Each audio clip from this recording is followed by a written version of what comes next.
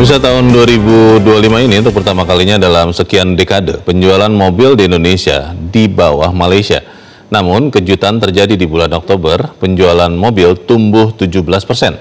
Apakah ini berarti kebangkitan penjualan mobil sudah terjadi? Kita akan mengkonfirmasi langsung bersama dengan Wakil Presiden Direktur PT Toyota Motor Manufacturing Indonesia, Bob Asam, yang telah tersambung melalui sambungan telekonferensi. Pak Bob, selamat pagi. Pagi, Mas. Pak Bob, kalau Anda melihat dibandingkan tahun lalu, seberapa menantang industri otomotif penjualan mobil tahun ini dibandingkan tahun lalu, Pak Bob? Tahun ini kemungkinan turun lagi ya. Jadi tahun lalu udah turun sekitar 10% ya. Tahun ini mungkin turun lagi 10%. Nah, jadi memang tahun ini sangat challenging dan penurunan ini banyak terjadi di segmen-segmen yang middle low segment ya. Jadi kondisinya memang seperti itu ya. Itu apa penyebabnya, Pak Bob? Ya, kita lihat memang masih daya beli masyarakat yang masih belum pulih. Kemudian juga sebenarnya permintaan ada ya, cuma karena NPL tinggi, kemungkinan bank juga nggak dengan mudah memberikan kredit ya. Kita tahu juga laju kredit tahun ini juga jatuh ke level 7%. Jadi memang secara umum ekonomi kita sedang dalam tekanan dan memang terrefleksi di pasar otomotif gitu loh. Otomotif memang sering dijadikan leading indicators ya untuk mengukur ekonomi kita seperti apa. 17% naik penjualan di bulan Oktober, itu artinya apakah konsumen sudah membaik daya belinya atau artinya apa, Pak Bob? 17% kalau kita lihat itu didominasi oleh elektrik ya, EV ya. Dan ini kemungkinan dua hal. Yang pertama adalah memang inden yang terrealisir baru bulan ini. Kemudian juga mungkin ada front loading ya. Sebelum tahun depan kan honeymoon scheme-nya berakhir gitu loh ya.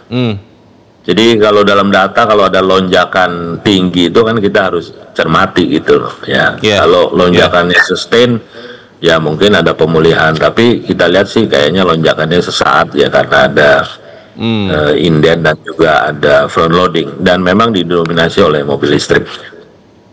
Bagaimana Toyota melihat pesatnya penjualan mobil listrik ini, Pak Bob? Apakah kemudian Toyota juga melihat ini adalah pasar yang harus dijangkau lebih baik, atau memang tetap melihatnya dengan kehati-hatian karena di Oktober kan ekspor Toyota Indonesia menyentuh angka 3 juta unit dan itu kan mungkin hampir semuanya masih bahan bakar fosil ya. Seperti apa visi Toyota, Pak Bob?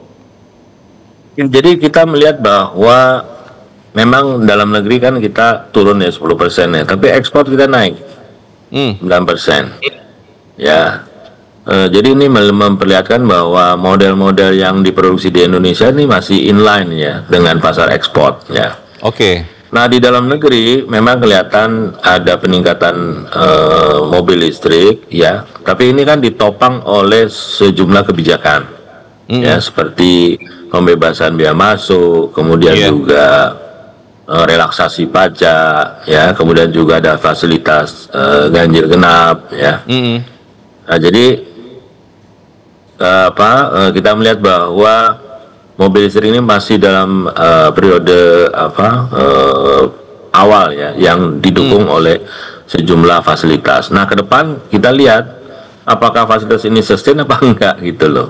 Ya jadi Toyota nggak mungkin lah kita memproduksi sesuatu yang masih banyak mendapatkan subsidi dari pemerintah gitu ya. Kita juga tahu bahwa fiskal pemerintah ke depan juga agak tertekan ya. Pak Bob, kalau bicara mobil listrik, pemerintah China juga sudah mulai kewalahan dan mungkin akan melakukan langkah ekstrim karena ada semacam perang harga begitu, predatory pricing antar produsen mobil listrik. Anda melihat ini implikasinya di Indonesia seperti apa, Pak Bob? Ya, sebenarnya predatory pricing itu kan satu fenomena yang persaingan tidak sehat ya, yang killing each other gitu loh ya. Kemudian juga pemerintah Cina kan juga memberikan subsidi, dan subsidi ini disalahgunakan gitu loh ya. Itu yang dibilang fenomena kilometer nol gitu loh ya. Jadi mobil baru tapi digeser ke used car, ya, subsidinya diambil gitu loh ya.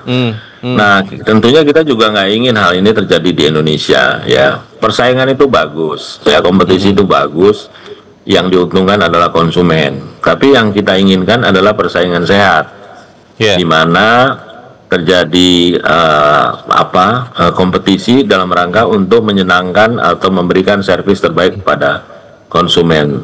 Tidak dalam rangka untuk saling mematikan satu sama lain gitu loh ya, sebab predatory pricing itu fenomenanya mematikan competitors. Begitu tidak ada kompetisi, dia akan menjadi monopoli, dan justru ini akan memberikan harga yang merugikan konsumen. Itu yang sebenarnya harus dicermati oleh kita bersama. Pak Bob, memang masih perlu banyak perkembangan terbaru dalam industri mobil listrik EV. Tapi kalau kita lihat hybrid, Pak, salah satu produk Anda kan juga laku keras itu ya, kalau tidak salah Zenix. Apakah kemudian Toyota Indonesia itu strateginya akan lebih banyak ke hybrid dulu dan EV itu nanti saja belakangan, atau seperti apa, Pak? Kita sih melihat kedua hal tersebut punya segmen masing-masingnya. EV itu ada, kemudian hybrid itu juga ada gitu. Tapi kalau kita lihat memang fenomena di dunia internasional ya, karena kita juga ekspor ya, laju pertumbuhan hybrid ini lebih cepat ya, karena menggunakan baterai mungkin yang lebih kecil, lebih simple, dan konsumen lebih mudah untuk beradaptasi ya. Jadi kita melihat seperti itu. Nah, jadi sekali lagi Toyota berorientasi kepada konsumen ya. Jadi kalau kita melihat konsumen seperti itu ya, kita kembangkan juga model-model yang cocok dengan konsumen ya. Saya lihat perkembangan kita sih inline ya dengan perkembangan pasar ekspor ya. Tahun 2025 tinggal 1 bulan lebih sedikit, Pak Bob. Anda melihat bagaimana dengan kira-kira di akhir tahun penjualan mobil secara total, Pak, tahun ini dibanding tahun lalu, Pak? Ya, mungkin tahun ini kita akan ya turun 10% ya. Mungkin kita akan menyentuh sedikit di atas 800. Ya, lebih tinggi dari Malaysia lah. Ya, mudah-mudahan ya. Kita harus tetap mempertahankan posisi Indonesia di Asia Tenggara, supaya ada image ya bahwa otomotif Indonesia itu menjadi leaders di Southeast Asia, dan ini dampaknya ke investment ya. Jadi investment itu akan masuk ke pasar yang besar. Nah, ini harus tetap kita pertahankan di Indonesia ya. Nah, cuma ini mungkin tahun depan nggak mudah ya, melihat tantangannya juga cukup berat ya ke depan itu loh. Kalau harapan Pak Bob, harapan Toyota untuk tahun depan itu seperti apa, Pak? Apakah misalnya untuk mobil listrik terutama yang full EV harus ada pengaturan yang lebih jelas begitu? Atau apa Pak yang diharapkan khususnya dari pemerintah? Sebenarnya jangan sampai dipersepsikan bahwa kita anti EV ya. Kita juga meluncurkan model-model EV ya. Kita juga punya BZ4X ya yang EV. Nah, cuma kita berharap bahwa EV ini tidak mensubstitusi market, tapi menambah kue gitu loh ya. Nah, itu yang kita harapkan ya. Terus kita juga berharap bahwa ini kan kepemilikan kendaraan di Indonesia, walaupun Jakarta kelihatan macet, sebenarnya kan relatif masih rendah. Masih 100 per 1000 penduduk ya. Bayangkan dengan Malaysia yang sudah 500 ya, kemudian Thailand sudah 300, dan mobilitas ini juga mempengaruhi produktivitas masyarakat. Jadi industri otomotif industri yang tetap harus didukung dan harus didorong gitu loh. Nah, pengalaman kita compare dengan Malaysia dalam situasi ekonomi yang tertekan, mereka intens ya memberikan insentif ya, seperti pembebasan pajak ya. Nah, sedangkan kita di sisi lain kita menghadapi fenomena potensi kenaikan pajak ya, pajak daerah nih, obsen nih ya, karena ada itu yang kita khawatirkan ya, apalagi tahun depan kan terjadi pemotongan dana transfer daerah ya yang cukup besar, hampir 300 triliun ya.